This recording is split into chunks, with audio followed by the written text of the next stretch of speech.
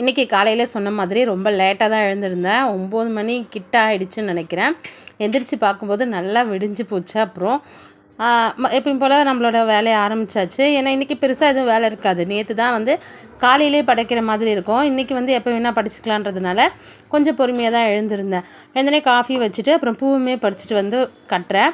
இப்போ கொஞ்சம் நிறையாவே பூக்குது. அதனால் கொஞ்சம் ஷேர் பண்ணி வச்சுக்கிறாங்க. இன்றைக்கி பாதி பூ இந்துமதிக்கு தான் கட்டி கொடுத்து அனுப்பிச்சிருந்தேன். இந்த கலர் மோஸ்ட்லி நிறைய பேர் விரும்ப மாட்டாங்க. நிறைய பேர் பர்பிள் கலர் தான் விரும்புவாங்க. என்கிட்ட இந்த கலர் தான் இருக்குது, அந்த செடி வைக்கணும். அப்புறம் இன்றைக்கி மட்டன் தான் வாங்கிட்டு வந்திருந்தாங்க. இதையும் நான் காலையிலே சொல்லியிருந்தேன். க்ளீன் பண்ணி அடுப்பில் வச்சுட்டு போய் குளிச்சுட்டு வந்துடலாம் அப்படின்னு சொல்லிட்டு குளித்து ரெடி ஆகிட்டு அதுக்கப்புறம் சமைக்கிற வேலையெல்லாமே பார்த்தேன். மட்டன் குழம்பு ஒரு பக்கம் கொதிக்க வச்சுட்டு அதுக்கப்புறம் ஒரு சைடு இட்லியுமே ஊற்றி வச்சுட்டேன். நம்மளோட குழம்பு பொடி இல்லாமல் எந்த குழம்புமே எங்கள் வீட்டில் இல்லை. ஸோ அந்த பொடி தான் சேர்த்து குழம்பு கூட்டி வச்சுட்டு இந்த பக்கம் இட்லி ஊற்றி வச்சுட்டேன். இன்றைக்கி வடை செய்யணும். வடைக்கு இன்றைக்கி மாவு அரைக்கலை. நேற்று அரைச்ச மாவே ஃப்ரிட்ஜில் இருக்குது. நேற்று நிறையா செய்யலை.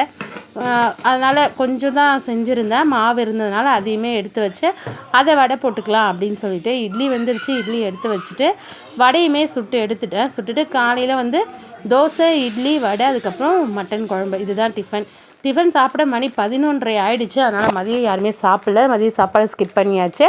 ஈவினிங் ஒரு டீ கூட ஸ்நாக்ஸ் இருந்தால் நல்லாயிருக்கும். வாழைப்பழம் வேறு நிறையா இருந்தது, வேஸ்ட் ஆகிற மாதிரி இருந்தது. அதனால் அதெல்லாம் போட்டு எனக்கு தெரிஞ்ச ஸ்டைலில் ஒரு குழி பணியாரம். இதுதான் ரெசிபியான்னு கேட்டால் எனக்கு தெரியாது. நான் எனக்கு தெரிஞ்ச ஸ்டைலில் செய்வேன். ஆனால் சாப்பிட நல்லாயிருக்கும். அப்புறம் கொஞ்சம் கோதுமை மாவு, 1 கப்பு கோதுமை மாவு, 1 கப்பு மைதா மாவு, ஒரு 4-5 வாழைப்பழம், கொஞ்சம் ஆப்ப சோடா, கொஞ்சம் உப்பு, இதெல்லாம் பிசைஞ்சு எடுத்துகிட்டு கொஞ்சோண்டு ஏலக்காய் போட்டுட்டு அப்புறம் வெல்லம் கரைச்சி எடுத்துக்கலாம் சூடு பண்ணி. அப்புறம் ஒரு 2 ஸ்பூன் அளவுக்கு ரவை போட்டுக்கலாம். கிறிஸ்பியாக இருக்கும். அதனால் கரண்டியால் கலக்கி பார்த்தா கலக்க முடியல. அதனால் ரிஸ்க் எடுத்து நல்லா கலந்து விட்டுட்டேன்.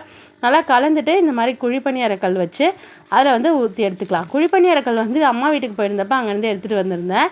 அதனால் இப்போ அடிக்கடி குழிப்பணியாரம் செய்கிறோம். அதை அப்படியே ஊற்றி நல்லா வெந்ததுக்கப்புறம் திருப்பி விட்டுக்கலாம். நெய் கூட நீங்கள் ஊற்றிக்கலாம். நான் இன்றைக்கி எண்ணெய் போட்டு தான் செஞ்சுருந்தேன். அது ஒரு பக்கம் எடுத்து வச்சுட்டு அப்படியே ஒரு பக்கம் டீ சூடாக வச்சு சாப்பிட்றதுக்கு அவ்வளோ டேஸ்ட்டாக இருந்தது. இதுதான் இன்றைக்கி மதிய சாப்பாடு, ஈவினிங் ஸ்நாக்ஸ் எல்லாமே. அப்புறம் பசங்க இன்றைக்கி மாட்டு பொங்கல்ன்றதுனால புது ட்ரெஸ் போட்டு அழகாக ரெடியாக இருந்தாங்க. பசங்களுக்கு இந்த ட்ரெஸ் எப்படி இருக்குதுன்னு சொல்லுங்கள். காட்டன் ஃப்ராக் தான் பெரியவ ப்ரிஃபர் பண்ணுவேன். அதனால் 2 பேருக்கும் ஒரே மாதிரி காட்டன் ஃப்ராகே எடுத்தாச்சு. அப்புறம் எடுத்துகிட்டு வண்டியெல்லாம் இன்றைக்கி க்ளீன் பண்ணி பொட்டுலாம் பூவெல்லாம் வச்சு ரவுண்ட்ஸ் போயிருந்தாங்க. நான் இதுலேயும் இன்றைக்கி கலந்துக்கல. நான் வீட்டில் தான் இருந்திருந்தேன்.